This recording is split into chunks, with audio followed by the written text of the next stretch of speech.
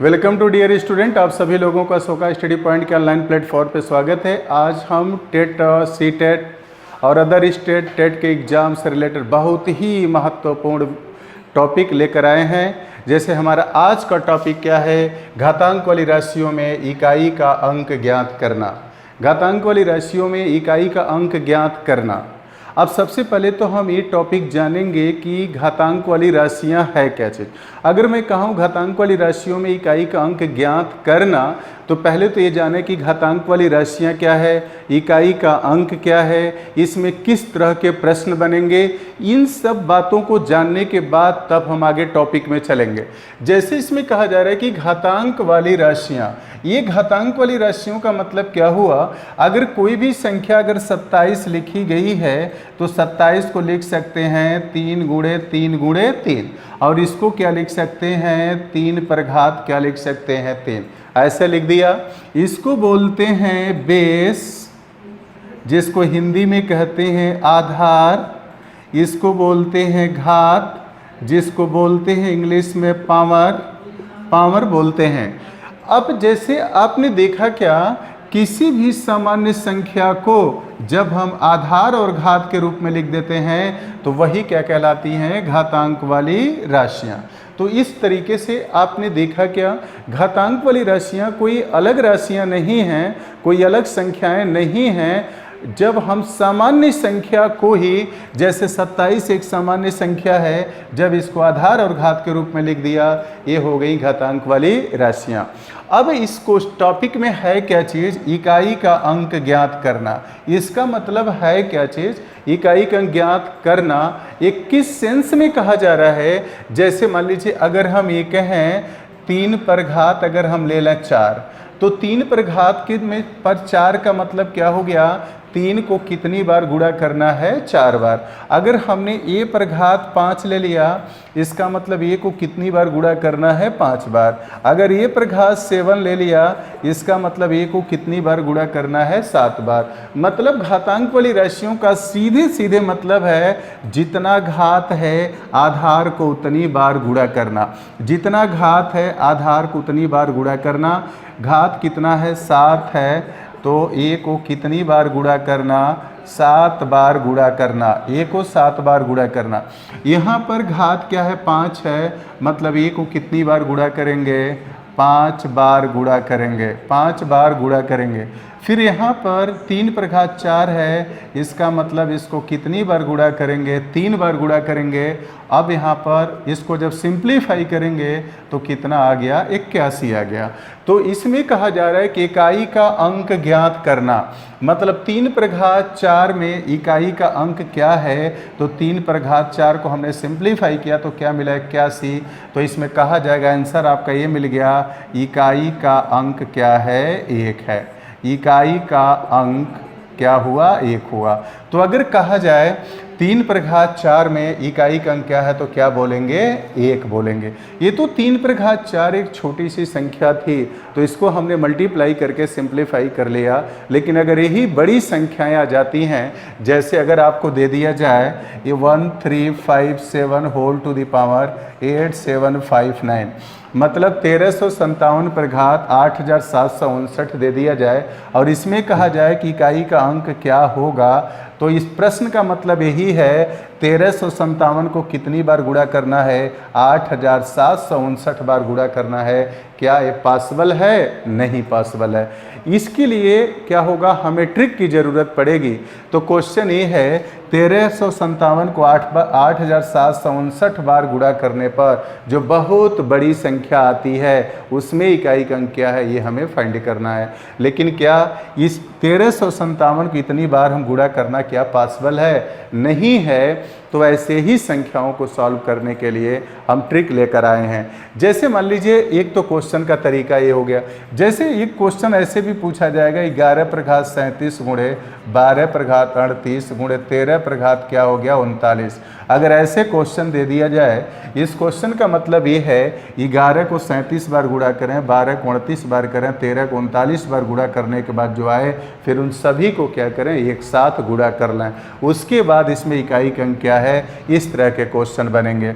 जैसे फिर क्वेश्चन ऐसे भी बनेगा जैसे हमने कहा 11 पर घात 37 प्लस 12 पर घात 37 माइनस 13 पर घात लिख दिया गया 37। इसमें क्या है, इकाई का अंक क्या है, इस तरह के क्वेश्चन बनेंगे। फिर क्वेश्चन और किस टाइप बनेंगे, ऐसे भी क्वेश्चन बन सकते हैं। जैसे हमने लिखा 1365 गुणे 1265 गुणे 1175 गुणे 985, इसमें इकाई का अंक क्या है। अगर इस सभी को मल्टीप्लाई करने के बाद जो संख्या आती है, इसमें इकाई का अंक क्या है, इस तरह के क्वेश्चन बनेंगे। इस तरह के क्वेश्चन क्या होंगे, बनेंगे। जैसे मान लीजिए आपको दे दिया जाए क्वेश्चन का एक टाइप और है, जैसे हम ये कह दें, अगर दे दिया जाए 16 पर घात 657 गुणे 19 पर घात 965 दे दिया जाए और इसमें कहा जाए इकाई का अंक क्या है, इस तरह के क्वेश्चन आज हम लेकर के आए हैं जो आपके एग्जाम के लिए बहुत ही इम्पोर्टेंट है। आइए चलिए, अब जैसे इसमें कहा जा रहा है कि घातांक वाली राशियों में इकाई का अंक ज्ञात करना, इकाई का अंक ज्ञात करना। अब अगर हम किसी भी संख्या के बारे में चर्चा करें तो इकाई का अंक क्या हो सकता है, इकाई का अंक यही होगा 0, 1, 2, 3, 4, 5, 6, 7, 8, 9। किसी भी संख्या का इकाई का अंक यही हो सकता है 0 से लेकर के 9 तक। सबसे पहले हम चर्चा करेंगे उन संख्याओं के बारे में जैसे जिनके इकाई के स्थान पे क्या हो, जैसे 0, 1, 5, 6। पहले हम उन संख्याओं की चर्चा करेंगे जिन घातांक वाली राशियों में इकाई का अंक जो दिया है वो 0, 1, 5 और 6 है। इसके लिए हम एक टेबल बना रहे हैं, उस टेबल की सहायता से हम बताएंगे। पहले हम अलग अलग करके आपको समझाने का प्रयास कर रहे हैं, फिर एक जनरल फार्मूला बताएंगे जिसकी सहायता से हम सभी को एक ही फार्मूले से क्या करेंगे, फाइंड कर लेंगे। पहले हम अलग अलग बता रहे हैं, जैसे हम ये कहें घातांक वाले राशि का इकाई का अंक, घातांक वाली राशि का इकाई का अंक, इकाई का अंक। फिर हम ये कहें प्राप्त परिणाम में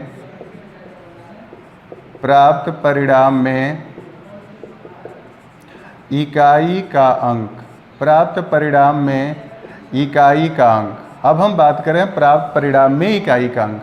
अगर प्राप्त परिणाम में इकाई के अंक की बात करें, जैसे अगर घातांक वाली राशि का इकाई का अंक अगर 0 है तो प्राप्त परिणाम में 0 होगा, 1 होगा तो 1 होगा। अगर हम बात करें 5 है तो 5 होगा, अगर 6 है तो क्या होगा, 6 होगा। अभी हम एग्जाम्पल के माध्यम से आपको बताएंगे, पूरी तरीके से आपको समझ में आ जाएगा। जैसे मान लीजिए कोई एग्जाम्पल ले रहे हैं, एग्जाम्पल के रूप में अगर हम ये कहें, जैसे अगर हम ये कहें जैसे 10 पर घात 37 में इकाई का अंक, 10 पर घात 37 में इकाई का अंक, अगर ये आपको फाइंड करना हो।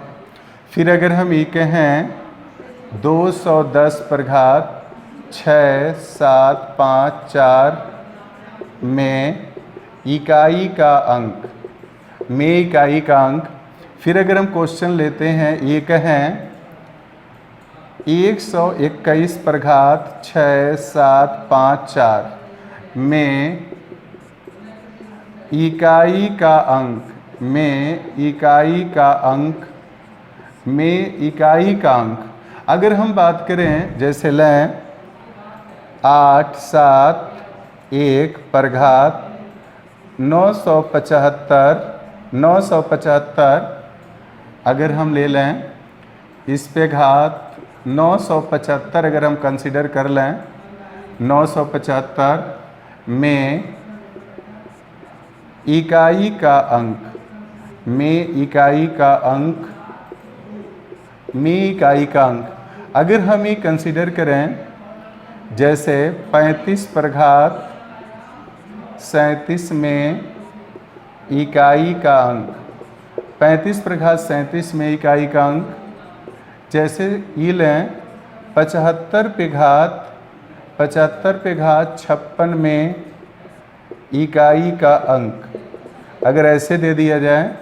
फिर हम नेक्स्ट बात करें, अगर हम लेते हैं 36 पे घात 97 में इकाई का अंक,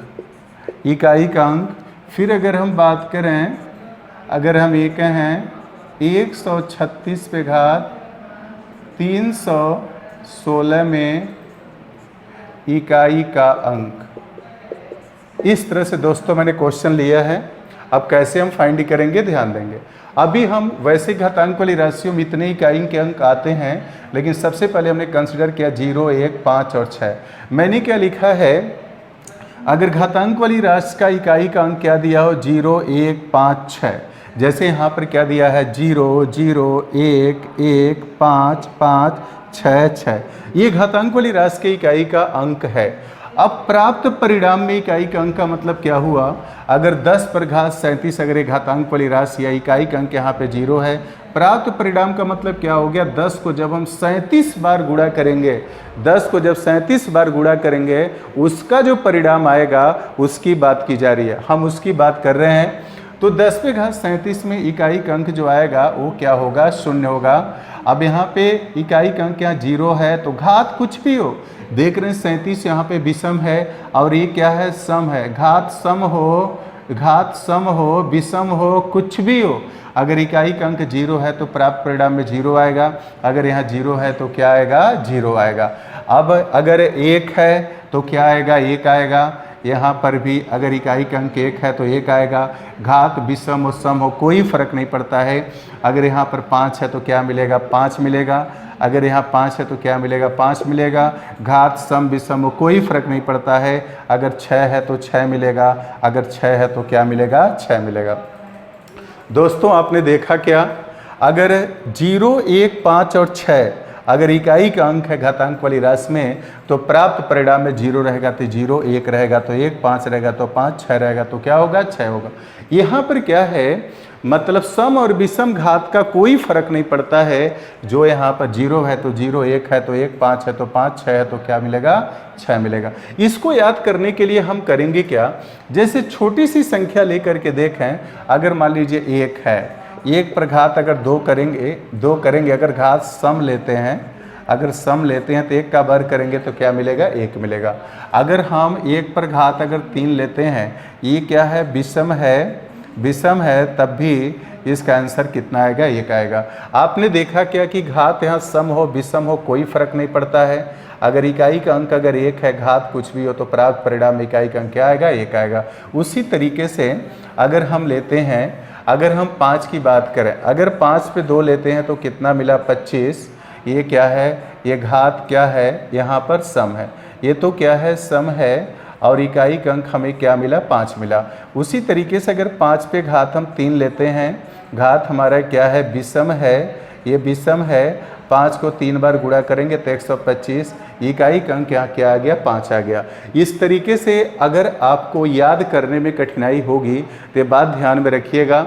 जहाँ कन्फ्यूजन होगा, अगर घात क्या होगा, सम होगा, तो तुरंत उस पर 2 ले लीजिएगा तो इकाई का अंक 5 हो गया। जैसे यहाँ पे देख रहे हैं कि इकाई का अंक 5 था तो घात क्या था, सम था, तो 56 न लेकर के हम क्या ले लें, छोटी संख्या 2 ले लें, तब भी इकाई का अंक 5 आएगा। अगर घात विषम है, जैसे देख रहे हैं 37 यहाँ पर विषम है, इकाई की जगह पर यहाँ पर क्या 5 है, तो 37 न लेकर के छोटी संख्या 3 ले लीजिए, तो 5 पे 3 पर गुणा करेंगे तो क्या होगा, 5 हो गया। इस तरीके से हम याद कर लेंगे, याद करने में कठिनाई नहीं होगी।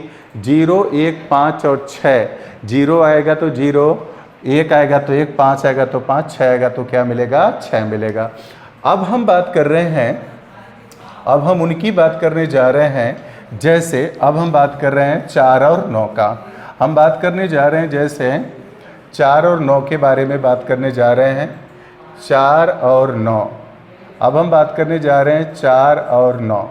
4 और 9 के बारे में क्या होता है, अब ध्यान से कंसंट्रेट होकर के देखेंगे 4 और 9 के बारे में क्या कॉन्सेप्ट मिलता है।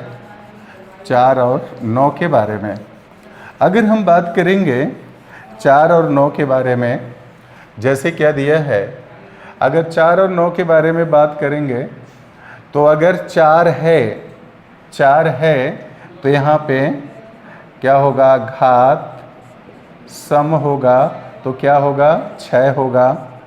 घात विषम होगा तो क्या मिलेगा 4 मिलेगा। घात विषम होगा तो 4 मिलेगा। उसी तरीके से अगर 9 की बात करें तो घात सम होगा तो 1 मिलेगा। अगर घात विषम होगा तो क्या मिलेगा 9 मिलेगा। अब आपने देखा क्या, अगर हम कुछ एग्जाम्पल लेते हैं, अगर हमने ले लिया जैसे अगर हमने ले लिया पहला एग्जाम्पल, अगर हम ये कहें 14 पर घात 29 में इकाई का अंक, 14 पर घात 29 में इकाई का अंक। अगर नेक्स्ट क्वेश्चन लेते हैं, अगर हम ये कहें 24 पर घात 92 में इकाई का अंक, अगर हम 9 के बारे में लेते हैं, अगर हम ये कहें 19 पर घात 37 में, 19 पर घात 37 में इकाई का अंक, 19 पर घात 37 में इकाई का अंक। फिर अगर हम बात करें जैसे 29 पर घात 36 में इकाई का अंक, 29 पर घात 36 में इकाई का अंक। अब आइए देखिए दोस्तों, हम बात कर रहे हैं 4 और 9 के बारे में बात कर रहे हैं। अब देखिए, अगर घातांक वाली राशि में इकाई का अंक 4 आता है, जैसे कि यहाँ देख रहे हैं घातांक वाली राशि में इकाई का अंक क्या है 4 है। अब यहाँ पर 4 और 9 के लिए सम और विषम की बात करेंगे, 4 और 9 के लिए सम और विषम की बात करेंगे। अगर घात 4 पे क्या हो जाए सम हो जाए, अगर 4 पे 2 हो जाए तो 4 चौक को 16, इकाई का अंक कितना आ गया 6 आ गया। तो हमने क्या लिखा, इकाई का अंक क्या आ गया 6 हो गया। अगर घात विषम हो जाए, अगर 4 पे हम 3 ले लेते हैं तो किसके बराबर हो गया 64, इकाई का अंक क्या आ गया 4 आ गया।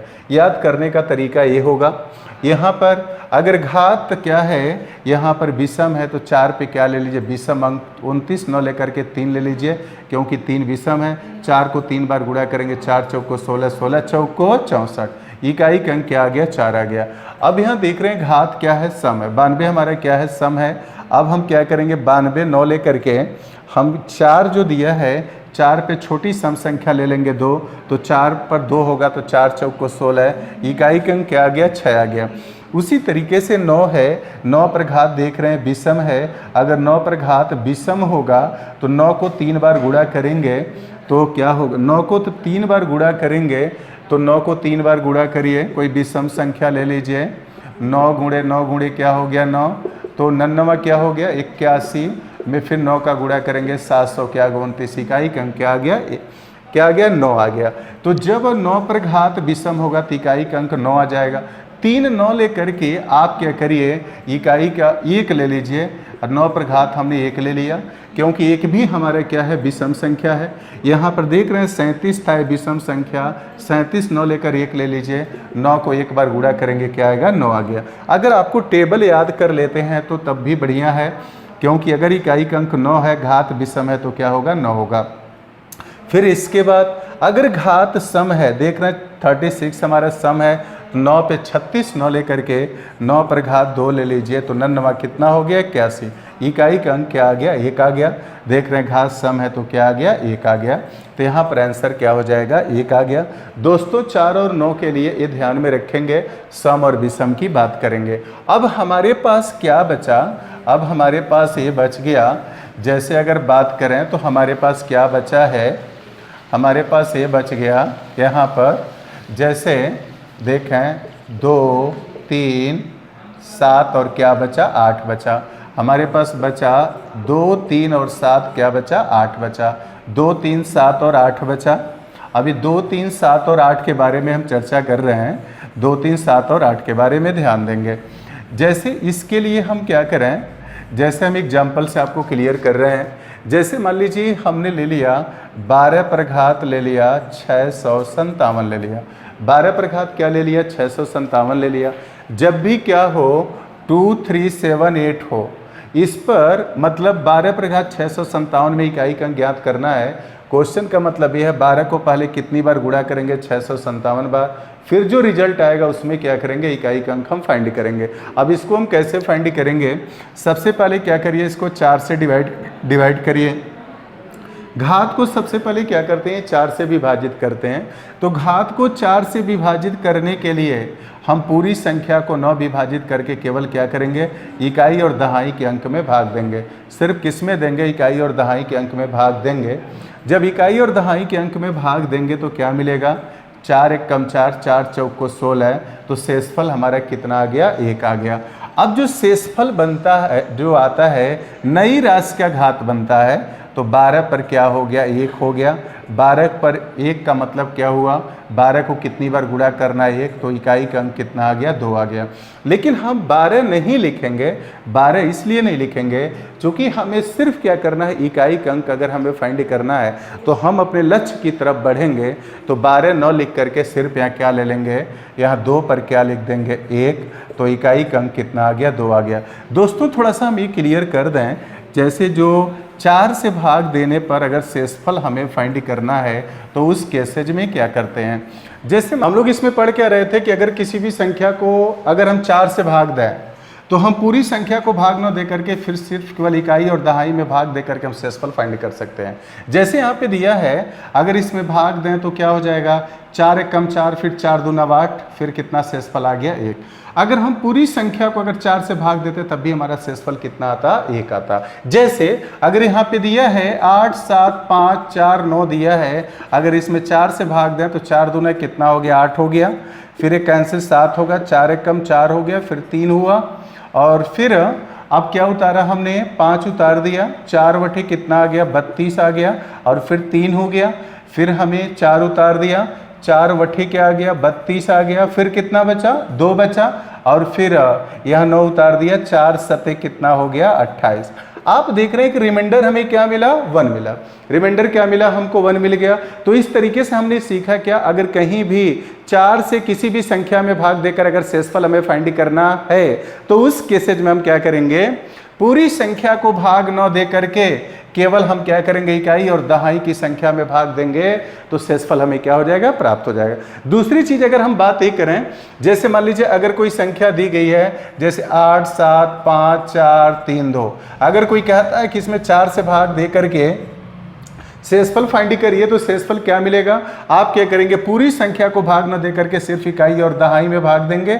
इकाई और दहाई से मिलकर बनी संख्या हमारी क्या, 32 हो गया। 32 में 4 से भाग देंगे तो शेषफल हमें क्या मिलेगा, 0 मिलेगा। तो इस तरीके से हमने क्या सीखा, अगर किसी भी संख्या में 4 से भाग देकर हमें शेषफल फाइंड करना है तो हम पूरी संख्या को भाग न दे करके सिर्फ इकाई और दहाई से बनी संख्या में भाग देते हैं। तो यहाँ पर हमने 32 में 4 से भाग दिया तो शेषफल क्या आ गया, 0 आ गया। अब हम नेक्स्ट कोई एग्जांपल लेते हैं, जैसे अगर मान लीजिए हम ये कहें कोई संख्या दी गई है, अगर 13 पर घात दिया गया है 7 8 9 5 में इकाई का अंक हमें फाइंड करना है। जैसा कि आपको मालूम है प्रश्न का मतलब क्या हुआ, 13 को हमें कितनी बार गुणा करना है, 13 को 7,895 बार गुणा करना है। 13 को 7,895 बार गुणा करने के बाद जो बड़ी संख्या आती है उसमें इकाई का अंक क्या है, ये हमें फाइंड करना है। आप क्या करेंगे, सबसे पहले 4 से घात को क्या करेंगे, 4 से भाग देंगे। घात को 4 से भाग देंगे तो पूरी संख्या में 9 भाग देकर सिर्फ क्या करेंगे, इकाई और दहाई में भाग देंगे। इकाई और दहाई से बनी संख्या हमारी क्या दिख रही है, 95। 95 में 4 से भाग देंगे, 4 दूना 8, 1 बचा, 4 तिहाई 12, शेषफल हमारा कितना आ गया, 3 आ गया। अब शेषफल हमारा 3 आ गया तो हम करेंगे क्या, अब जो नया घात बनेगा हमने लिख दिया 13 पर घात क्या आ गया, 3। लेकिन हम पूरी संख्या नहीं लिखेंगे, 13 पर घात 3 न लिख करके हम सिर्फ क्या करेंगे, चूंकि हमें इकाई का अंक फाइंड करना है तो 3 पर घात हम कर देंगे 3। जब 3 पर घात 3 करेंगे तो किसके बराबर हो गया, 27 के बराबर हो गया। इकाई का अंक क्या आ गया, 7 आ गया। अब हम नेक्स्ट एग्जांपल लेते हैं। अगर हम ये कहें 17 पर घात 8, 5, 3, 7, 9, अगर 17 पे घात इतना दिया गया है, इस क्वेश्चन का मतलब आपको मालूम है इस प्रश्न में क्या कहा जा रहा है, हमें 17 को कितनी बार गुणा करना है, 85,379 बार गुणा करना है। गुणा करने के बाद जो बड़ी संख्या आ रही है उसमें हमें क्या करना है, इकाई का अंक फाइंड करना है। तो इसका मैंने तरीका क्या बताया है, सबसे पहले घात को क्या करेंगे, 4 से डिवाइड करेंगे। जब घात को 4 से डिवाइड करेंगे तो क्या मिलेगा, आप इकाई और दहाई के अंक में केवल 4 से भाग देंगे। 4 एक काम 4, कितना बचा 3 और 39 हो गया, 4 9 36, शेषफल हमारे क्या मिला, 3 मिला। अब हम क्या करेंगे, 17 पर नई घात क्या बना, 3 मिला। तो 17 9 लेकर के, चूंकि हमें केवल सिर्फ इकाई का अंक फाइंड करना है तो हम सिर्फ अपने लक्ष्य की तरफ बढ़ेंगे। 7 पर घात कितना हो गया, 3।